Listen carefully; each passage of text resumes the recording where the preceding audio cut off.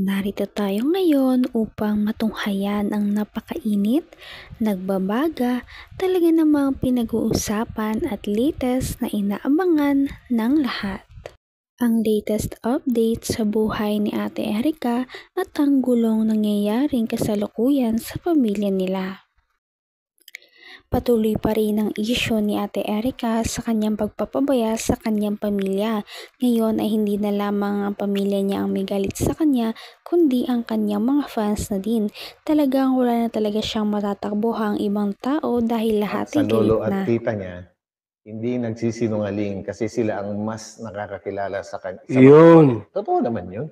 Siyempre, doon sila lumaki sa Ibig sabihin po, nila, ano? lahat ng sinabi ni Lolo Miguel, tita nila, totoo. sa bahay Totoo nila, lahat. Siyempre, kilala nila yan. At kung ano man yung mga lumalabas sa bibig ni na lolo, totoo yun. Totoo yun, oo. Alangan naman gawan nila ng Kwento. masamang kwento yung mga apo nila yung mga yan eh. Tama. Saka ang kinasasama kasi ng loob ni Lolo dati is yung hindi man lang sila dumalo sa hospital, no? Nung hospital ngayong lola nila, bagkos. Nung pag-uwi ng lolo nila sa bahay na yon, hindi niya ina-expect na wala na yung dalawang apon niya na yon, lumayas na. Dala-dala lahat mga gamit. Hindi man lang nagpaalam. Pakabuting mga apo talaga, ano? Grabe. Ay, nako.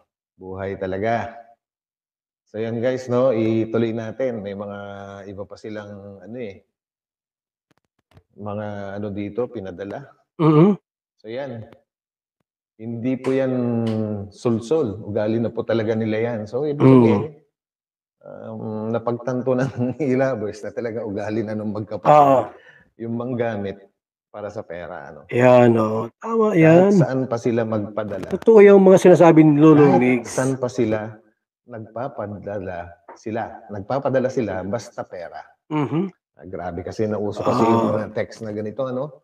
Yung mga hindi na buo. Kaya nakakalito na minsan magbasa ng mga putol-putol. Parang si Barok na lang tayo ngayon. Sabi naman yes, real talk, 100%. So yan. Sabi naman ng isa, grabe ang pag-ugali ni May. Akala mo kung sino, hindi iniisip kung anong meron sila ngayon. Wala na po, talagang sirang-sira na sila, no? Pinaghirapan ng dugot pawis. Kung ano man meron sila ngayon, tapos kung makasabi ng leche kay yan. Grabe. Ako, samantala pinagtatanggol sila sa mga bashers sa kanila. Talaga. Hindi mo naman talaga in-expect.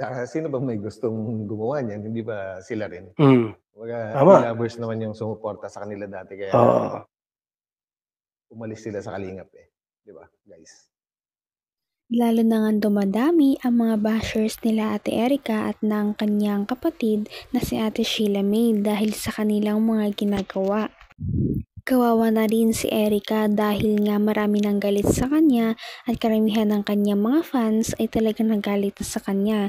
Wala na talaga siyang matatakbuhang ibang tao o malalapitan dahil lahat ay galit na sa kanya. Yun natin alam. Kasi bakit sumasama pa sila sa iba-ibang grupo para magkapera nga daw. Sabi nung kanina dito, no? Yan guys, nako. Kaya tayo dapat mag-ingat sa mga mga tinutulungan dahil hindi lahat po ng mga tinutulungan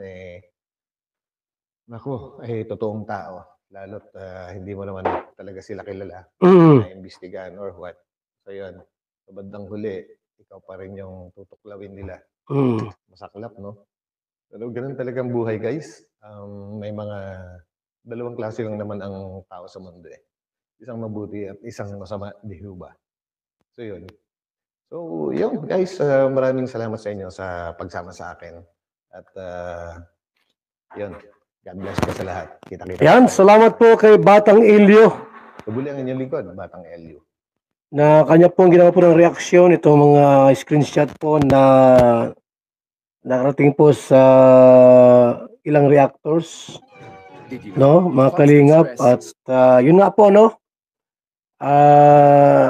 lumabas yung totoong kulay ng magkapatid.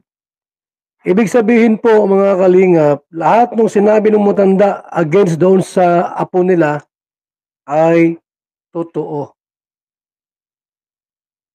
Lahat po ng sinabi, no, ng matanda ng mga paratang kontra doon sa magkapatid ay talagang totoo. Masama ang ugali nila. Isipin niyo po mga kalingap, ilang months na pong hindi nagpupunta doon o dumadalaw. So, sa taong nagpalaki sa kanila, o yung magaang nagpalaki po bagay si Lolo Miguel, yung mag-asawa, doon sila hinubog, tinuruan, o tinuruang magsalita, tinuruang maglakad, lahat po. Nagpapakain, nagpapaaral, nasaan sila ngayon? Wala. Hindi man lamang makuhang dumalaw doon sa matanda para kumustahin sila. Ang sama ng ugali talaga. At mismo sila pong grupo ay nagkagulo-gulo na. Away-away na sila, no? Sapagkat lumabas ang tunay na kulay nung magkapatid. Sirang-sira na nga talaga ang pangalan ni Erica dahil sa kanyang mga pinaggagawa. Ano nga ba talaga ang totoong nangyari sa kanyang pamilya at sa kanya? Sana nga ito ay talaga namang maresolba na dahil napakalaki na ng gulong ito at halos lahat ay nakikisawsaw na. Kaya naman lalo pa itong lalala sa paglipas ng panahon. Hinubog, tinuruan, tinuruang magsalita, tinuruang maglakad. Lahat po. Nagpapakain, nagpapaaral. Nasaan sila ngayon? Wala. Hindi man lamang makuhang dumalaw doon sa matanda para kumustahin sila. Ang sama ng ugali talaga.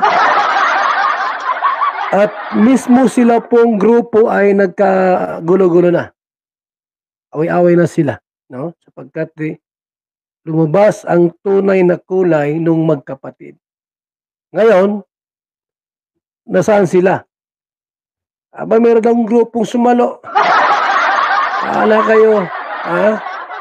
Mula sa Kalingap, lumipat sa iba, tapos palipat-lipat ng ibang grupo, ay kayo din.